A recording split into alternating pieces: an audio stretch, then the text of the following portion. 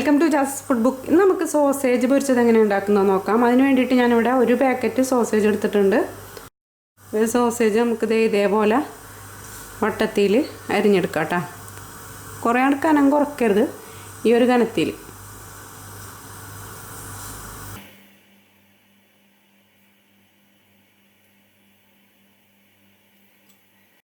Sausage അരിഞ്ഞതിന് ശേഷം ഇതേപോലെ നന്നായിട്ടൊന്ന് കഴുകിയെടുത്തിട്ടുണ്ട് കേട്ടോ. ഇനി വെള്ളം ഊറ്റിക്കളയാം. സോസേജ് പൊരിക്കാൻ വേണ്ടിയിട്ട് ഇതിലേക്ക് 1/2 ടേബിൾ സ്പൂൺ മുളക് പൊടി ചേർത്ത് കൊടുക്കുക. 1/2 ടീസ്പൂൺ മഞ്ഞൾപ്പൊടി ചേർത്ത് കൊടുക്കുക. 1/2 ടീസ്പൂൺ കുരുമുളകിൻ്റെ പൊടി.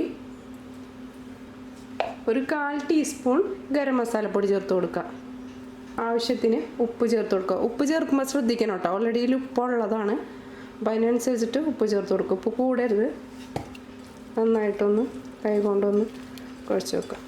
അപ്പോൾ ഇത് മസാലകളൊക്കെ പറ്റിയതിന് ശേഷം ഇത് വേണമെന്നുണ്ടെങ്കിൽ ഒരു 5-10 മിനിറ്റ് എടുത്ത് വെക്കാം കേട്ടോ. അതല്ല അപ്പം തന്നെ പൊരിക്കണമെങ്കിൽ അപ്പം തന്നെ പൊരിച്ചെടുക്കുക. ഞാനിതൊരു 10 മിനിറ്റ് വെക്കുന്നുണ്ട്. സോസേജ് പൊരിക്കാൻ വേണ്ടിയിട്ട് ഒരു പാൻ വെച്ച് കൊടുക്കുക. അതിലേക്ക് 5 ടേബിൾ സ്പൂൺ ഓയിൽ ഒഴിച്ച് കൊടുക്കുക. ഓയിൽ കൂടണ്ട കേട്ടോ, കുറേ ഓയിലൊന്നും ഇത് പൊരിച്ചെടുക്കേണ്ട ആവശ്യമില്ല. മിക്ക ബാച്ചിലേഴ്സിനൊക്കെ അറിയാവുന്ന റെസിപ്പിയാണ് കേട്ടോ. അവരൊക്കെ മിക്കപ്പോഴും ചെയ്ത് നോക്കുന്ന റെസിപ്പിയാണിത്. ഈ സോസേജ് പൊരിച്ചത് സാമ്പാറിൻ്റെ കൂടെയൊക്കെ നല്ല കോമ്പിനേഷനാണ് കേട്ടോ.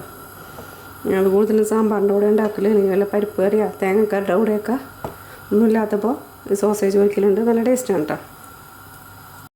ഓയിൽ നന്നായിട്ട് ചൂടായതിന് ശേഷം ഇതിലേക്ക് സോസേജ് ഇട്ട് കൊടുക്കാം.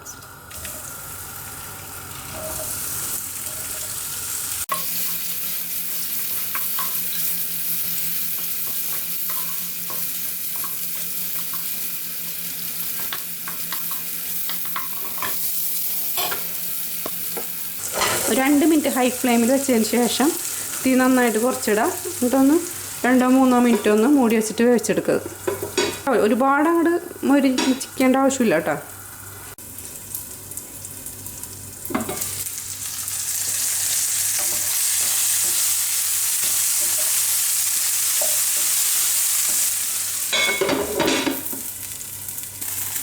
രണ്ടോ 3 മിനിറ്റ് മൂടി വെച്ച് വെച്ചതിന് ശേഷം ഇതിലേക്ക് ഒരു തണ്ട് വേപ്പിലിട്ട് കൊടുക്കുക.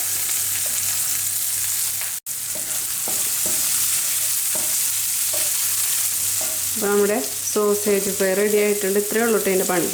കുറേ നേരം ഒന്നും മൊരിച്ചെടുക്കേണ്ട ആവശ്യമില്ല. ഈ സോസേജ് ഇഷ്ടമുള്ളവർക്ക് ട്രൈ ചെയ്ത് നോക്കാം, അഭിപ്രായങ്ങൾ അറിയിക്കുക. അപ്പോൾ അടുത്ത വീഡിയോ ആയിട്ട് വരുന്നവരെ ഓക്കെ, ബൈ, സി യു.